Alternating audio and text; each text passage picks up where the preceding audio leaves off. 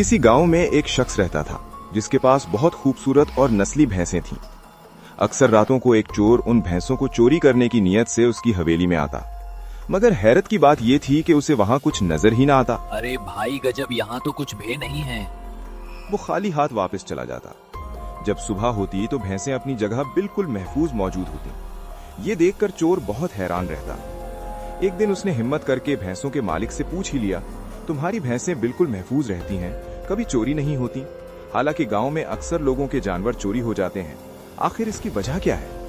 ये सुनकर भैंसों के मालिक ने मुस्कुराकर जवाब दिया, मैं रोजाना इन पे आयतुल कुर्सी मैं हर रात आयतल कुर्सी पढ़कर हवेली के चारों कोनों में फूंक देता हूँ। इसी तरह अगर अपने मालो असबाब पर आयतल कुर्सी पढ़कर फूंक दी जाए तो कोई भी कीमती चीज चोरी नहीं होती। अलबत्ता शर्त यह है कि ये अमल पूरे यकीन के साथ किया जाए, क्योंकि जब कोई अमल कामिल यकीन के साथ किया जाए तो उसका असर जरूर जाहिर होता है।